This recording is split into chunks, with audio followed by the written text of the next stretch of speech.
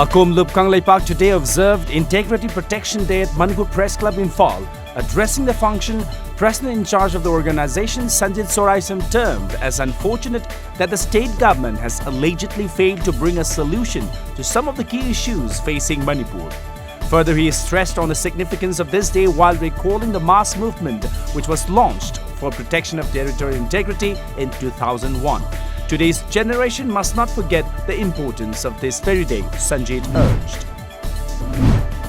Yaipul MBCW Ima Committee, in association with Sanamahi Lining Salai KAKCHING, today conducted a tree plantation program on the theme Green KAKCHING, Green Manipur. The event was attended by several environmentalists and like-minded people. Talking on the sidelines of the occasion, Range Forest Officers, Soil and Water Conservation Division Chandil and Munal underlined the importance of every individual's responsibility in controlling climate change and saving the environment. In the aftermath of BABYSANA'S mysterious death inside the hostel room of Standard ROBARTH Higher Secondary School, KANCHIPUR on July 18, volunteers of All Manipur Students Union, along with the guardians and students of the school, today took away all belongings of hostelers in condemnation of the incident. Reportedly, all hostelers have left the school premises and vacated the hostel. The United Liberation Front of Assam Independent today paid tribute to its cadre who sacrificed their lives in the battle for a sovereign Assam.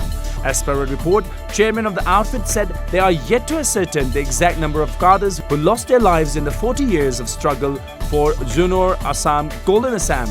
A mass grave near army camp can't be ruled out, while trying to highlight that a lot of cadres have been victims of secret killings by army personnel.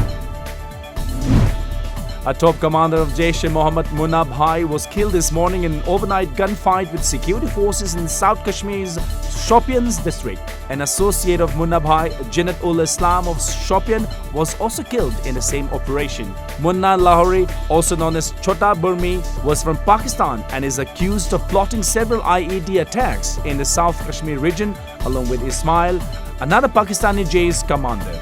They were not only responsible for several bomb blast attacks in Jammu and Kashmir, but also for training and extending logistical support to the local terrorists in South Kashmir. A report quoted a police officer as saying,